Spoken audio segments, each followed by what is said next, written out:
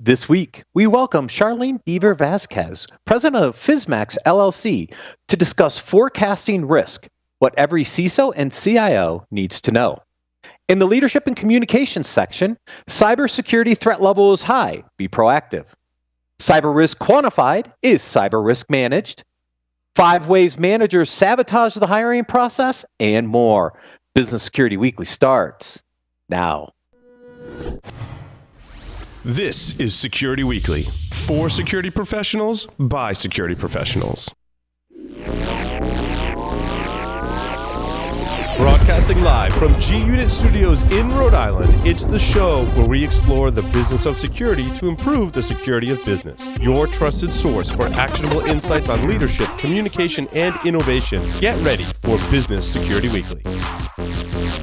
Monitoring and maintaining compliance is a never-ending struggle with a high price of failure. Firemon helps customers meet complex and varying compliance requirements. Firemon has fully customizable reporting, analytics, assessments, and dashboards to meet the compliance needs of any organization. With Firemon, compliance reports take 1/10 of the time, and real-time continuous compliance eliminates the anxiety and headaches of audit preparation. Improve security outcomes by improving security operations with Firemon. Visit securityweekly.com/Firemon to learn more.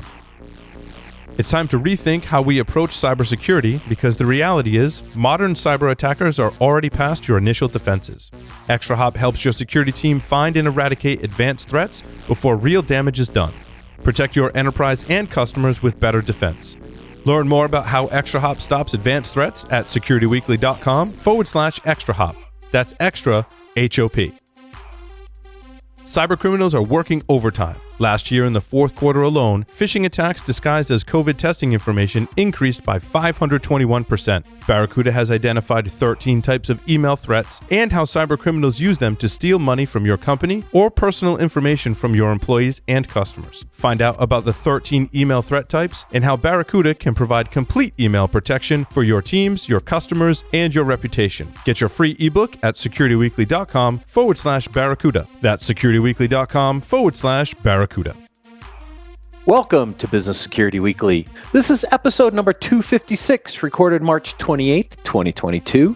I am your host, Matt Alderman, here in Colorado for the last time. This is the last podcast from Colorado. In 2 weeks, I'll be in Texas.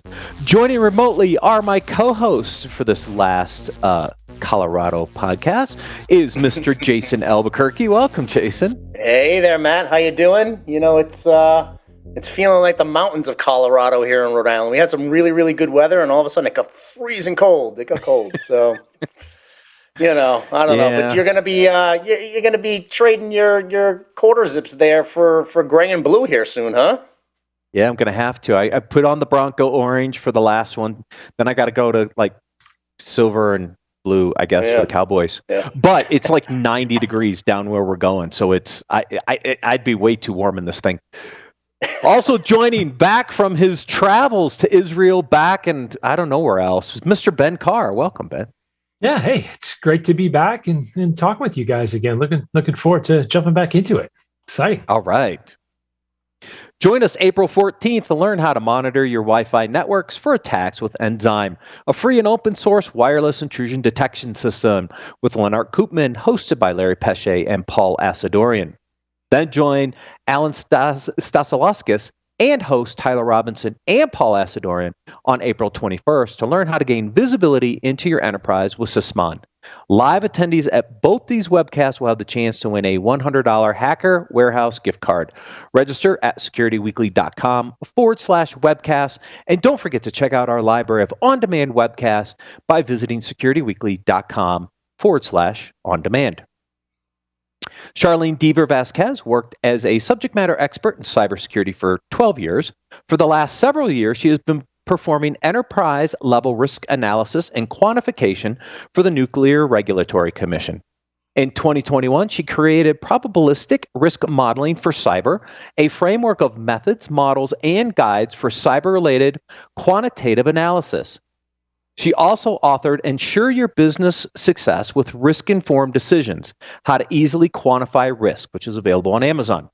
Her last mathematical model is groundbreaking, and then it can be used to forecast cyber attack event sequence, intensity, and risks. It's called the Marked-Hawkes process with indicators of prevalence for cyber. Charlene, welcome to Business Security Weekly. Welcome. Thank you for having me. I appreciate the opportunity to be here with you.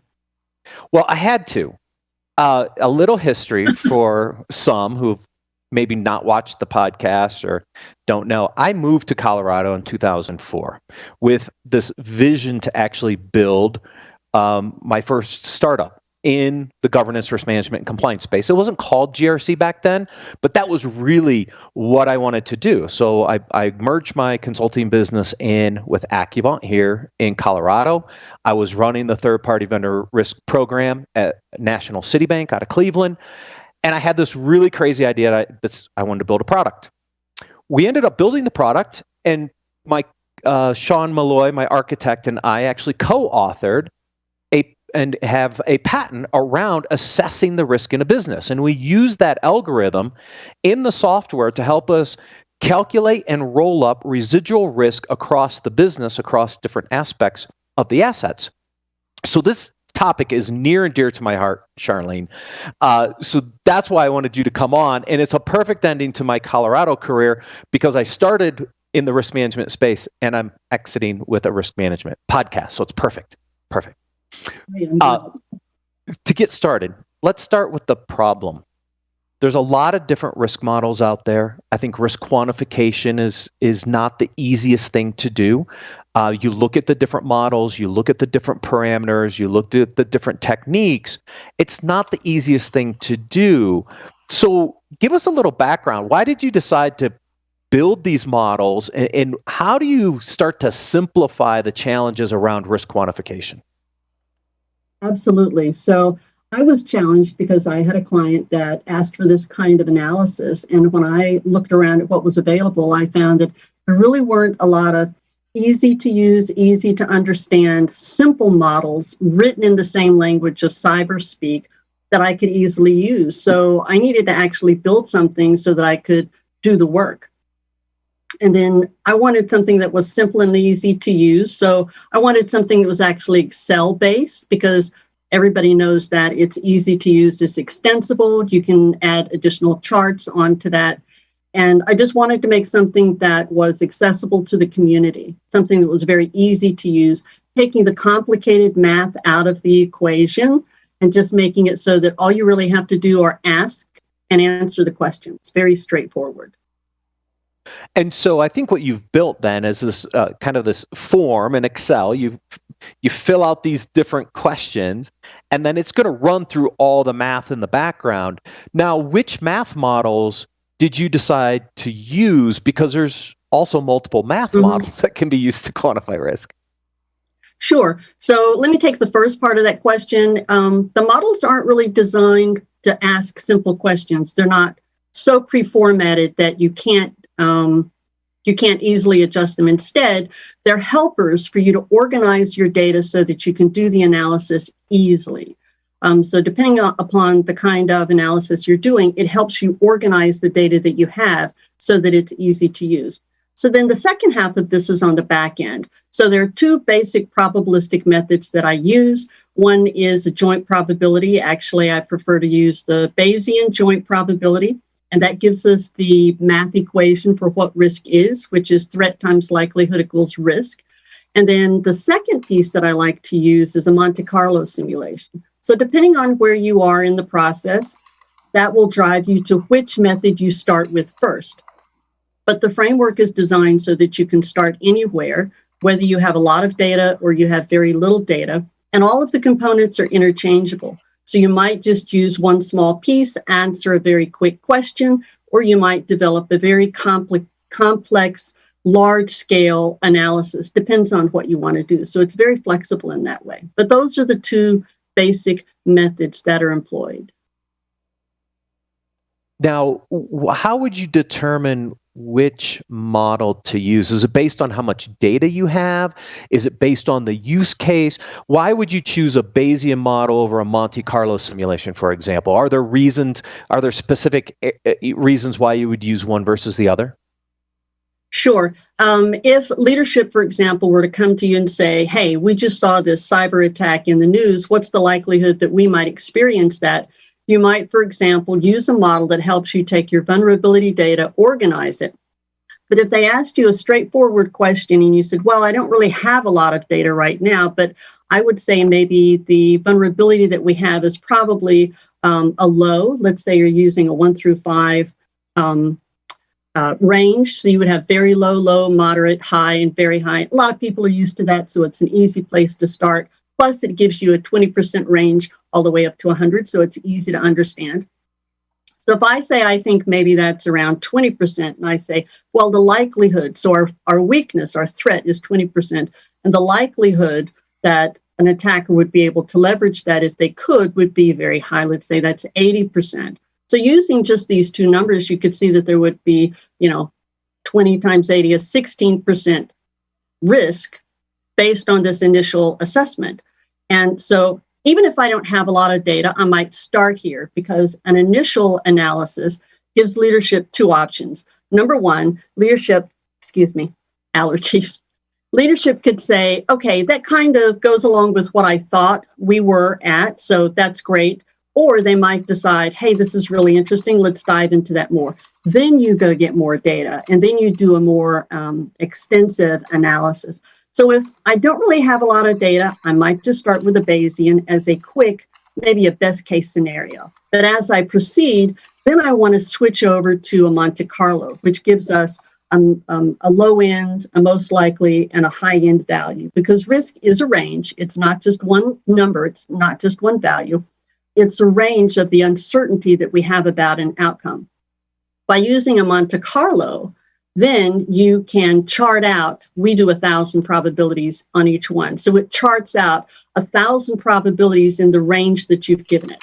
So if I started with my Bayesian and I started with a low 20 and a high likelihood of 80, once I looked at my data, I was able to refine that, then I might have a range that is more closely aligned and maybe is not quite as broad as what I started with. And that's when I would switch to the Monte Carlo, and it would give you much better charting.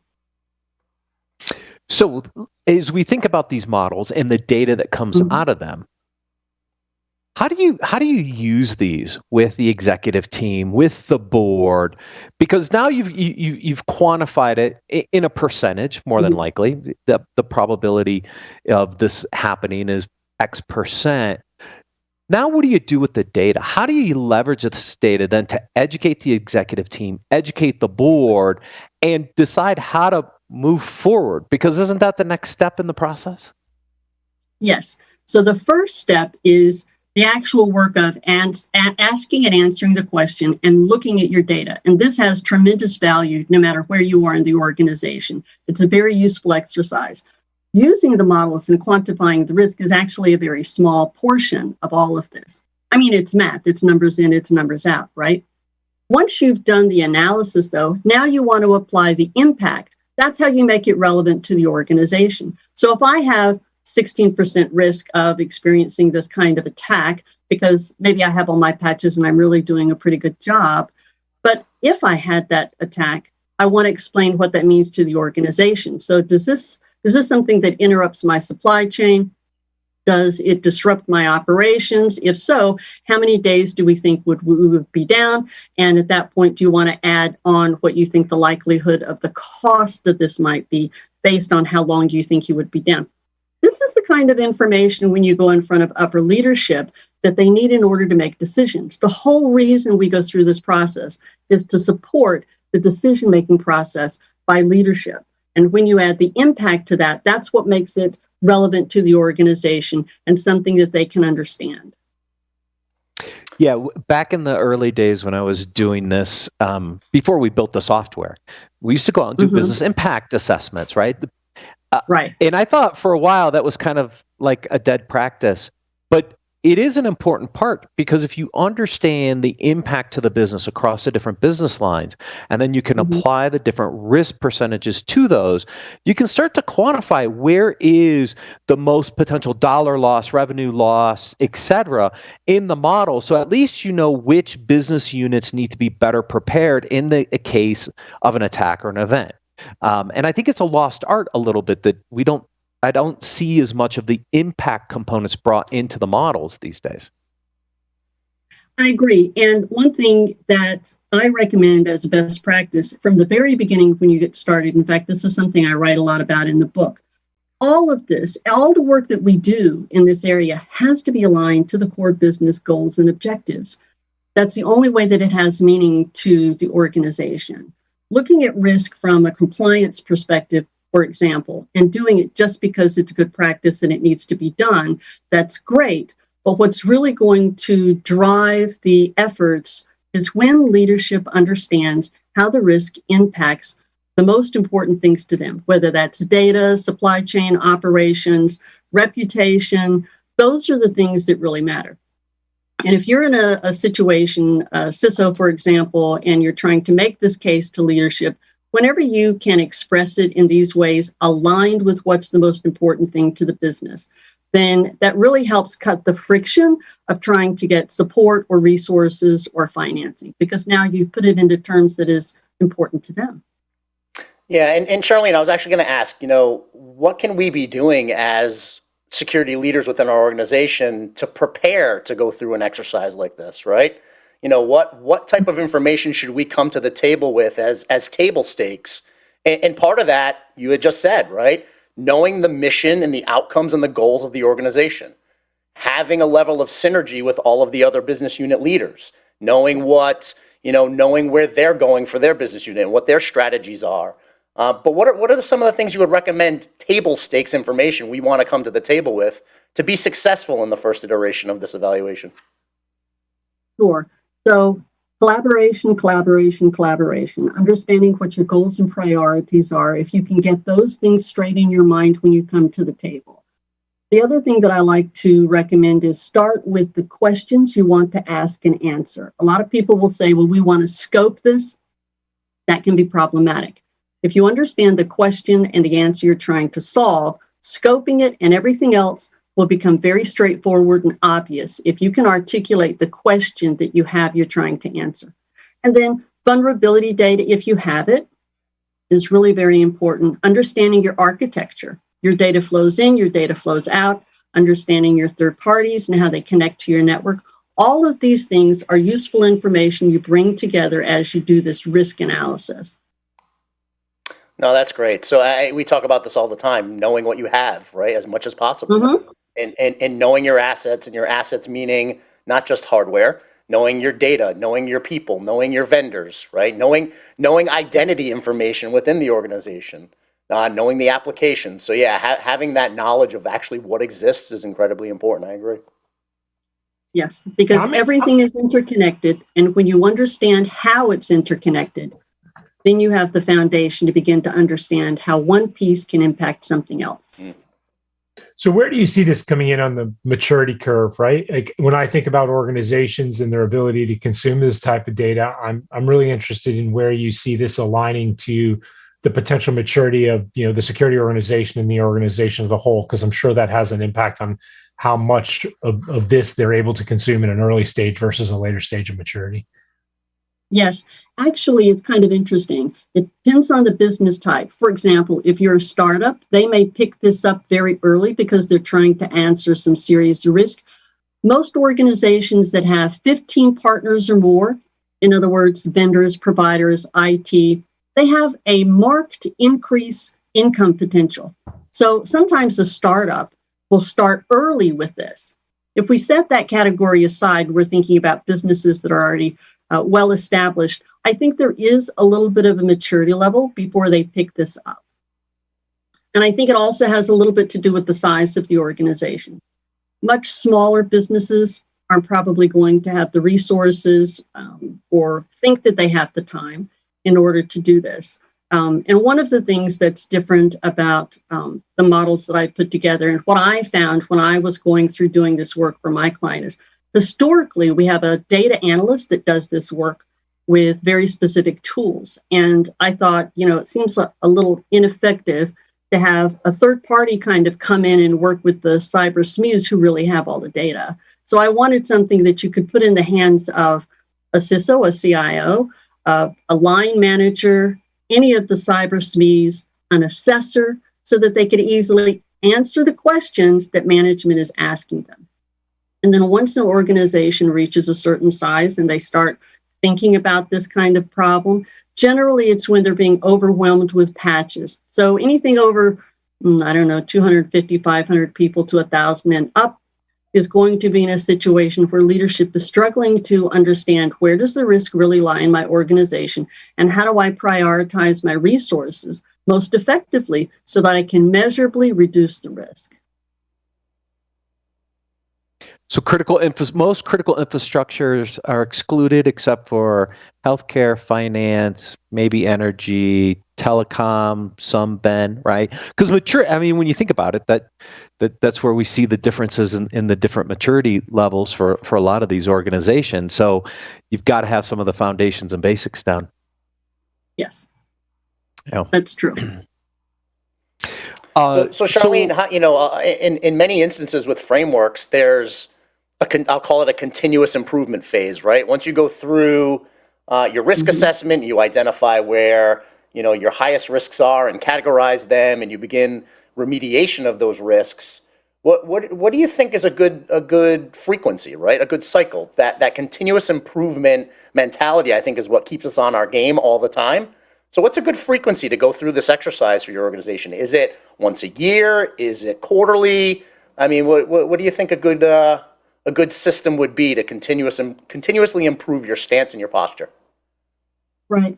So I wouldn't think of this as something that I would do once a year, once and done. So it's not like assessment. Instead, you're asking and answering questions all the time. So what will actually happen is you'll start, let's say, for example, looking at your perimeter defense, then you'll look at your systems, then maybe you'll look at, some other things within your organization. Maybe incident response would be something, because tabletop is a really good way to use one of these. You might want to look at supply chain, third party. And then what you should really do is start building for yourself this group of risks that you want to continuously monitor. As you have either new data or you see things occur in the field, then you should go back, review, and update. So it really is the process of first building it in your environment, beginning to use it, ask all your critical questions first, then you'll start finding other uses along the way, and it should be a continuous update. One of the things that the new model that we have does that's somewhat impressive is think about solar winds, right? Think about what's happening in Russia right now. There were precursors to the solar winds attack. There were precursors to Log4j. We in the industry should be looking for these precursors, monitoring them long range before they get into our industry and our geographic location and on our platform, and constantly adjusting what that risk looks like before it's actually, on our front doorstep. And that's kind of what this latest model is all about, is doing that long-term forecasting and adjusting the risk. So it should really be an ongoing thing, because a lot of the things that we will see happen in another region of the world on a different platform, the way that threat actors and nation states are collaborating, the ability for them to be very agile, switch the payload and the target is unlike it was 3 years ago. And so we don't have the luxury anymore of thinking that just because I don't have that patch or that's not happening here in my industry, that what I'm seeing in the wild won't affect me in the very near future. Does that make sense? So it really should be ongoing. Maintaining that constant situational awareness, yes, and constant monitoring, continuous monitoring. I love it. And that's where I've seen struggles with some of the existing frameworks that are out there, is because they're so complex, they're very hard to keep up to date and continuous. So Jason, to your point, people may only do them once a year as part of an annual review because it's too complex to keep up. And it sounds like what Charlene's created are some models that are a little easier to use, can be updated more frequently, and therefore can inform your risk-based decisions as events are changing across the landscape. That's the biggest thing the biggest challenge with most of the GRC vendors. It's dead on, man. I mean, that's the struggle we have, because it's such a bear to manage operationally, and it takes so much overhead in some of these frameworks that you only really have the bandwidth to do it once or twice a year, right? Where if you have something that's more agile, more operationally efficient to be able to deliver on, you can get to that constant, ongoing situational awareness, and it just becomes part of the DNA of the run of your organization. You're just constantly doing it. Yeah, and Charlene, one of the questions I was going to ask is, you talk about questions, what questions you want to ask and answer. How granular should those questions be, or how high level should they be? Does it matter? So, for example, what's the risk of my third-party vendor relationships? That's a higher level question versus what's the risk of a Log4j or a SolarWinds? Like, where is there an appropriate level of where to ask those questions, or is it just a matter of based on the level, it changes the scope of the data you need to collect? So I would say start wherever you have the question. And then as you start working through, the granularity will come. So in the beginning, it might be difficult to even articulate what the question is. You might know that there's some risk out there, but you're not really sure how it's related to the organization, and you really don't have enough data yet. So you just kind of have a very general question. Start there. Start, let's say, for third-party risk, start asking the questions of what do we think that risk is, beginning by first inventorying them. And again, it goes back to organizing the data. When you start organizing the data, you'll realize what you have and what you don't have. And then all of it will organically grow about that. So I would say there's not a right or a wrong place to start with the questions. Absolutely not. You can have a very high level question and you will get a very preliminary analysis back, but that's okay. That drives the next question. And it becomes an iterative process like that. But I wouldn't say that there's any right or wrong level of granularity. If you can just get to the point that you can articulate the question, what's the concern, and then from there you would be able to identify what the systems are that are involved, because every business function runs on technology. None of them are unsupported by technology. So if you're looking at saying, I want to understand the risk of this kind of task, or I want to understand the risk of our perimeter defense in this scenario, or we're looking at buying some technology, well, how much will that measurably lower our risk so I can understand if it's worth an expenditure or not? All of these are perfectly fine questions to begin with. Once you organize the data, then you'll know what you do and don't have and what you need to get, and then leadership can decide how much further they want to take it. So it's all a cycle from the questions to the organizing of the data to the analysis. If people want to get started, where should they go, Charlene? Well, our website, obviously, we have a group of resources. I would point people to that first. They're free resources. There's a number of webinars. There's actually a masterclass there that talks about the concepts of probability, what it means, what are the methods, how do they work. And then I think when someone is ready to take it a little bit further, then they're ready to sit down and take some of the training. And the way that that's organized, I have very small classes, because if you have too many people, then it can make it a little bit difficult for people to feel comfortable asking their questions and getting them answered. But that would be the next step. Charlene, thank you so much for joining us on Business Security Weekly. Thank you so much for having me. We're going to take a quick break and then cover the leadership and communications articles for this week.